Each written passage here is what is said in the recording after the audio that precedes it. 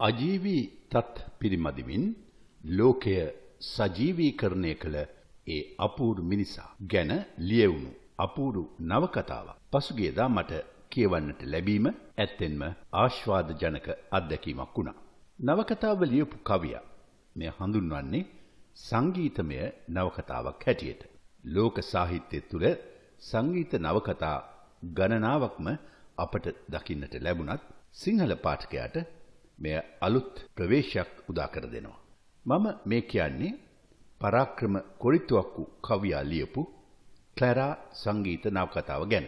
කවුද මේ ක්ලැරා? අපේ කෙනෙක්ද? ඔව්, අපේ කෙනෙක්. Tamanගේ ගිටාරයේ තත් තුලින් අපේ හදවත් ඉතා සියුම් ලෙස පිරිමැදි කෙනෙක්. ආයුබෝවන් ලැබර ලෝලාන් මාතුරුනි හිතවත් සහෝදර සහෝදරයනි. ඇස පියාටත් කලමට මැවින්නේ උබිරුව ඈත කඳු කරින් එන නලගිනින්නේ ඔබේ හඬ. ඇස පියාගත් කලමට මැවෙන්නේ උබිරුව ඈත කඳු කරින් එන නලගිනින්නේ ඔබේ හඬ. කුමාරියේ අමතක නොවේ ලක්ෂණ රුවේ සිත සැනසුවේ. දැස පියාගත් කලමට මැවෙන්නේ උබිරුව ඈත කඳු කරින් එන නලගිනින්නේ ඔබේ හඬ. කුමාරියේ අමතක නොවේ ලක්ෂණ රුවේ සිත සැනසුවේ. ඊටම අඩු වයසේදී දෙවියන් ඔහුව අපෙන් උදුරාගෙන ගියා වයස අවුරුදු 54 වෙද්දී. මේ අපේ අවාසනාව මිස වෙන මොකක්ද? ක්ලැරා කියන්නේ ඔහුට වෙන කාටවත් නෙවෙයි. 70 දශකය එකලු කළ ක්ලැරන්ස් විජේවර්ධනයන්ට.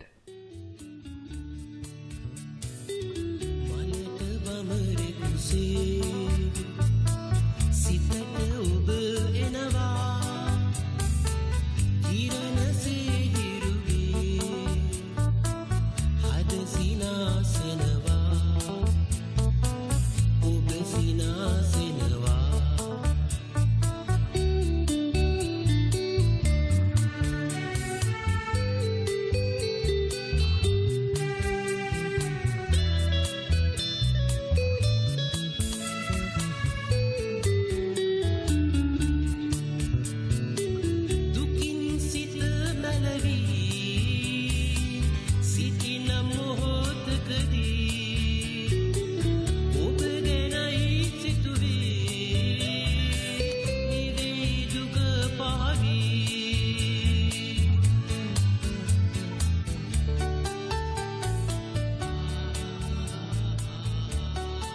ක්ලැරා තමයි මට මිමුණුවේ.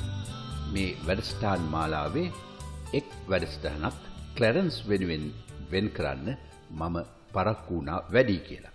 ඉංග්‍රීසියෙන් කියමනක් තියෙනවා it's better late than never කියලා. නොකරම ඉන්නවට වඩා පමා වෙලා හරි යුතුයකම් ඉටු කරන්න පුළුවන් නම් ඒක තමයි වැදගත්. අන්න ඒ අනුව 72 වෙනි වැඩසටහන අද මට පුළුවන් වුණා ක්ලැරාගේ කීම අහලා මේ වගේ ඉදිරිපත් කරන්න. මම කියන සින්දු වලින් ඕගොල්ලෝ යම්කිසි සන්තෝෂයක්, සතුටක්, ප්‍රීතියක්, වින්දනයක් ලබනවා නම් ඒක තමයි මම ලබන ලොකුම වින්දනය. ඒක නෑ කියලා වැඩක් නෑ.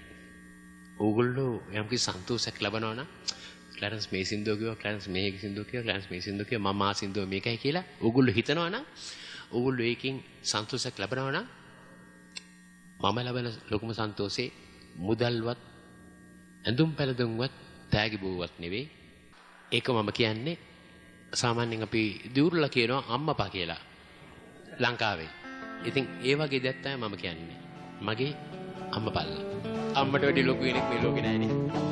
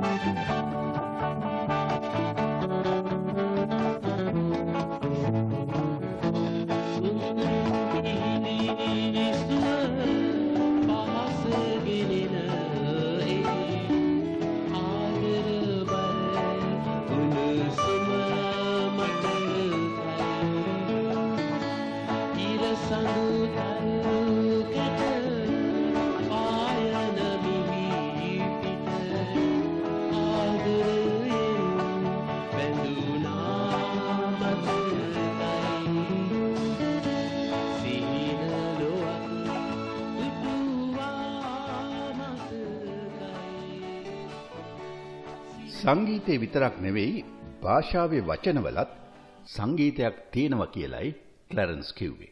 වචනවල මිනිස්සුන්ගේ යටිසිත කූද්දන තරංග ශක්තියක් තියෙනවයි කියලයි ඔහු ඇදහින්නේ.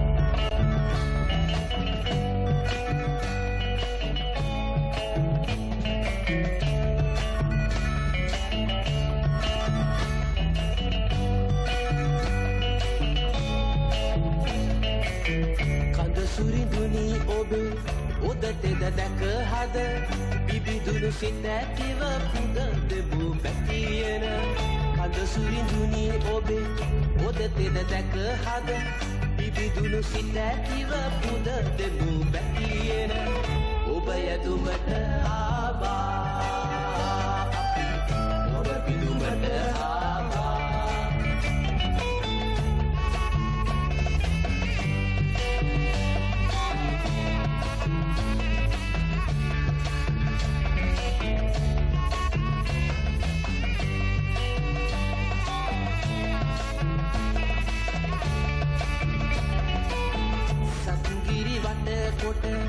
ඔබේ නිවහන ඇත සත්සිඳු පතලව ඔබේ කිතු ගොස ඇත සත්ගිරි වට කොට ඔබේ නිවහන ඇත සත්සිඳු පතලව ඔබේ කිතු ගොස ඇත ඔබ යදුමට ආවා. ක්ලැරා සමග පරා කරන මහාදිග කතාබහේදී එක තැනකදී පරා කියනවා ක්ලැරා ඔබ එහෙම් පිටින්ම සංගීතමය නවකතාවක් කියලා. මයිකල් ජැක්සන් වරක් කිව්වා වගේ මම ගයන්නේ ලෝකේ වේදනාව ගැන කියලා ක්ලැරා නවකතාවේ තවත් තැනකදී පරා කියනවා එක අතකින් ක්ලැරා ඔබ ගයන්නේ වේදනාව කියලා. කොහොම වුණත් අතීතයේ මතක සටහන් වර එක මිහිරක්ද තවත් වර එක වේදනාවක්ද ගෙනෙනවා. මේ ගීතය මං අර ගොඩේ ඉස්කෝලේ ගිය හැටි අර පිටිසර ඉස්කෝලේ අර දන්නවනේ තාප්පේ බාගෙට ගහලා තියෙන ඉස්කෝලේ. ඒ ඉස්කෝලේ මම 3 පන්තියේ 2 පන්තියේ ඉගෙන ගත්ත හැටි තමයි මේ සින්දුවේ තියෙන්නේ. මේ ගීතෙන් කියන්නේ සඳක් බැස ගියා අවර ගීරේ ඉරක් උදා කරලා කියලා.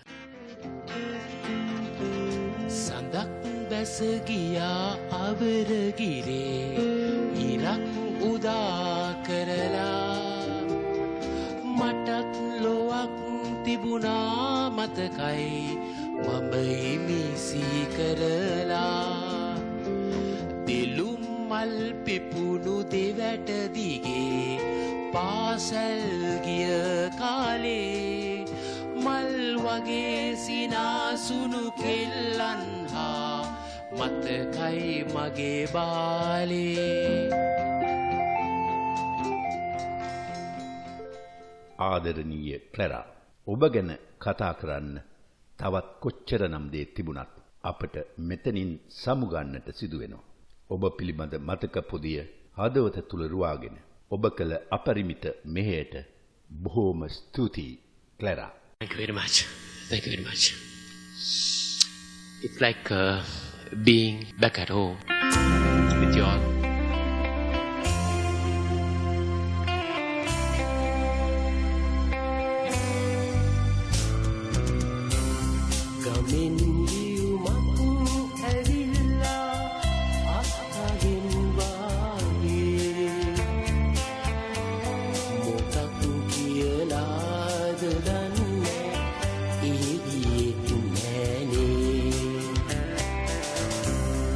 ගමෙන් ලියුමක්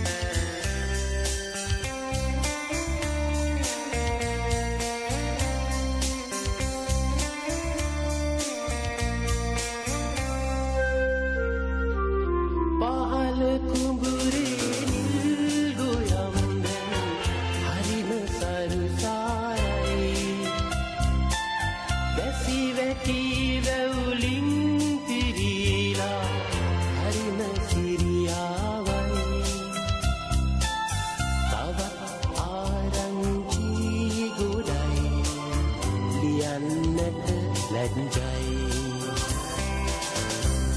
ගමින් දියුමක් ඇවිල්ලා අත්කගෙන් වාගේ මොකක් කියලාද දන්නේ ඉහිදුවෙත් නෑනේ